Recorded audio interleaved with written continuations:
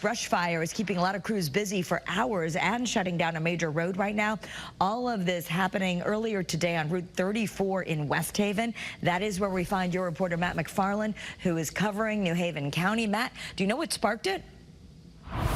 Yeah, actually, Kara, it was a spark from a crew that was working on that fence right there across Route 34, and you can see the remains of that brush fire. The good news is firefighters were able to get it out, but in order to do that, they had to run hoses across Route 34, shutting down this 4-lane state highway for about 3 hours.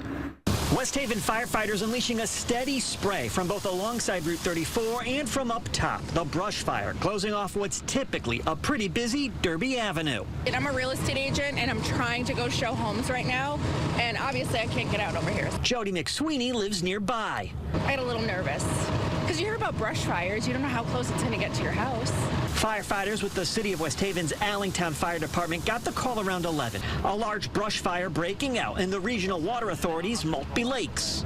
As it turns out, somebody was working on the fence behind us with a grinder. The sparks generated a fire back here in the brush.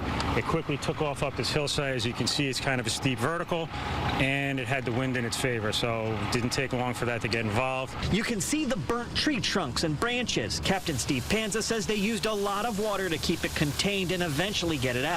The response shutting down Route 34 in both directions from Forest Road to Plainfield Ave.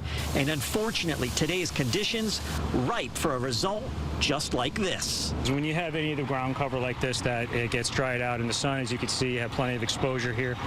It doesn't take a whole lot for that to get going. Like I said, we got a nice dry day, we got a little bit of a breeze, and it was in its favor, just pushed it right up the hill. And again, firefighters able to reopen Derby Avenue a little after 2 this afternoon, closed for just about 3 hours, and much to the delight of those folks heading home for the evening commute today. Your reporter live in West Haven, Matt McFarland, Channel 3 Eyewitness News.